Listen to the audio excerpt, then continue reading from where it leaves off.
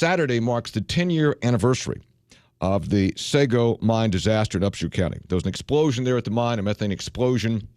It trapped 13 miners inside for a period of time, and when rescuers finally reached those trapped inside the mine, 12 had died, 1 had survived. The miners who did not survive are Tom Anderson, Jerry Groves, James Bennett, Junior Hamner, Terry Helms, Marty Bennett, Jesse Jones, Fred Ware Jr., David Lewis, Jackie Weaver, Marshall Winans, and Martin Toller Jr. all lost their lives as a result of that disaster. 1 miner survived, Randall McCoy Jr. He was found with that main group. He survived despite the deadly levels of methane gas. He did suffer some physiological damage as a result of that, and he's still alive and well and living in Upshur County. We want to learn more about how he is doing. Aly Goodwin-Gregg is a family friend, and she has been a spokesperson for the family for those past 10 years. She visited with the family yesterday, and she joins us on Metro News Talk. Aly, good morning. Good to see you. Merry Christmas. Morning. Happy New Year. Thank you. You too. Thanks for coming on. So how are the McCoys doing? They're great. They're great. They actually are in Taylor County. Taylor County? They live Okay, in I'm sorry. Taylor County in the metropolis of Simpson. Okay, all right. Had they always lived in Taylor County? Yes, okay. yes. They live, and actually they live, her mother and dad live over the hill, her sister, her brother, all her family lives right in the same area. Okay, So they all live there, but they're doing very well. You were with them just yesterday, is that correct? I was. I went down to see them, and it occurred to me, life gets in the way sometimes, but I had not seen them in about 5 years. Mm-hmm. Anna and I keep in touch via Facebook and cell phone and all that good stuff, but they're doing very well. We had a great visit and just sat and reminisced about what we went through 10 years ago when he was in the hospital, and then later Health South, and then going home. Mm-hmm. Get a little bit closer to that mic, if you Sure, would, please, Aly. Now, and they have 6 children. They do. They do. They've had 2 since. They've had Sago. 2. Isaac was born in 2007, and Shelby was born in 2008. Mm-hmm. And then they also have 2 children from one of Randy's brothers that they're raising. Oh, okay. So 6 children, and we're going to post a picture on Metro News at WVMetroNews.com. So were the kids around yesterday? They was it just were. like crazy, chaotic? It was, and it's funny because, when everything happened and Sago happened, Randall, their son, their oldest son, was a 4-year-old, and he was just a wee wisp, little tiny baby. And their daughter Isabel was 18 months, 2 years, and now they're 14 and 11, and they're just beautiful, tall kids. Randall's playing basketball in a youth league down there, and Isabel's part of the dance team at her middle school, and they're just kids. Yeah.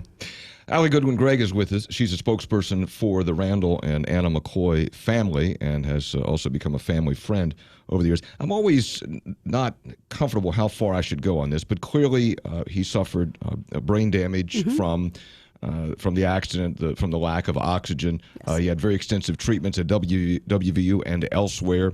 And what can you tell us about his condition? How is he physically? Physically, he looks like someone that you would see. He moves a little slower, but he's so strong and walks around. He stood the entire time I was there yesterday, just visiting and monitoring the room. Randy is naturally very shy. Okay. And is very, very quiet and kind of pensive in the way he speaks, and that hasn't changed. But if you did not know his story, if you met him on the street, you would never believe where he was 10 years ago.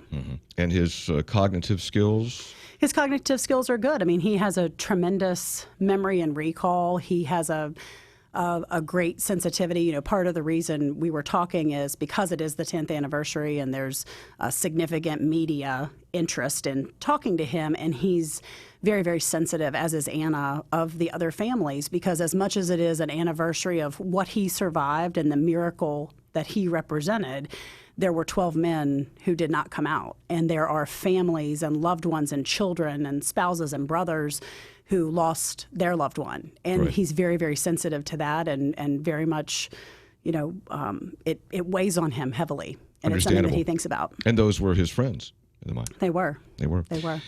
And is he able to work?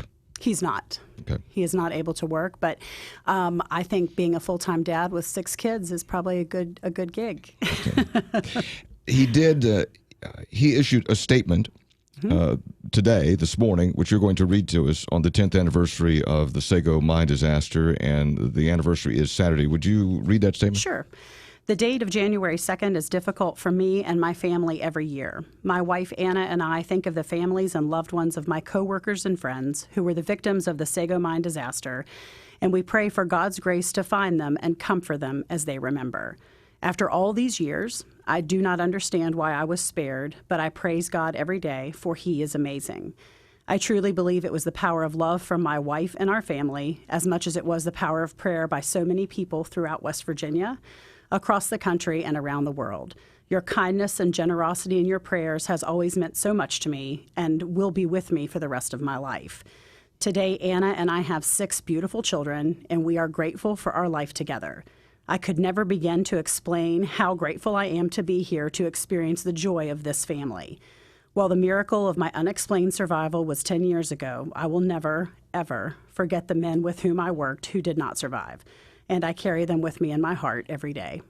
That's the statement of Randall McCoy coming up on the 10th anniversary of the Sago Mine disaster. The lone survivor of that, Aly Goodwin-Gregg, is a spokesperson for the family and a family friend. Does that, and there are a number of references in here, I don't want to read too much into this, but I think it's natural that anyone who survived while others did not would always question that why they survived. Have you talked with the family about that, about Randall or Anna about that? We have, and it's funny because, I think Randy questions it and wonders, as I think that you would, sure. Being the person who survived and what he remembers from the time after the explosion to when he became cognizant of the world again. It's interesting because Anna, if you remember and go back, she never had a doubt that he would make it. She never had a doubt. There was an interview on one of the morning shows where she stood and she said, he'll come out. And he was, when he came out of the mine and then he came back to WVU hospitals, I can remember they called the family back to tell them the state of his health. And she said, I need you to come with me. I said, I felt like a voyeur. That wasn't my role, was just to protect them. I didn't need to know the ins and outs, and she insisted that I come with them. And Dr. Julian Bales was at West Virginia University Hospitals at the time, and the diagnosis was grim. I mean, they showed CAT scans, and they said, this is how a brain should look. You see that the carbon monoxide poisoning has eaten away at the white matter. I don't know that he'll ever be the same. And Anna looked at everybody around the table and said, he's in there. He's in there. Randy's coming back to me. And she never wavered. I mean, people are strong when there are people around, but I was with them the entire time that they were in Morgantown, and she never wavered. She knew he would come back. She knew he would survive, and they were there together. And it was Anna who noticed things and pushed the doctors to push him. I saw that he did this, and the doctors were like, well, that's a good sign.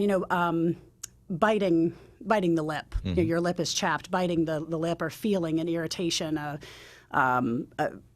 having a reaction to something that is a conscious move. I'm going to fix this. I have an itch. If something's tickling me, I'm going to push it away.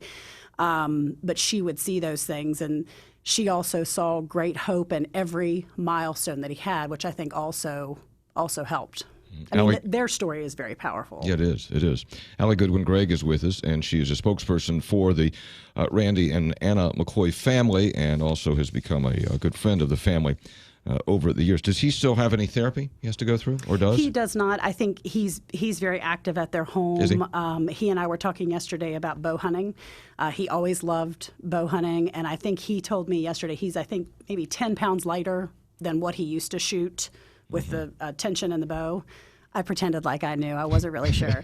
But he was, because I asked him, do you still do it? Because that was one of the things that concerned him. He had damage in the shoulder and the arm as a result of where he had laid in the mine, and they weren't sure the arm would ever recover, and it has. And he has the strength now to hold the bow and to pull it. One of the things he had going for him, if I recall, was his youth. He was a young, strong, healthy guy at the time, which certainly contributed to his survival. Absolutely. Yeah. The 10th anniversary is Saturday, and again, I feel voyeuristic too, but is he bitter at all?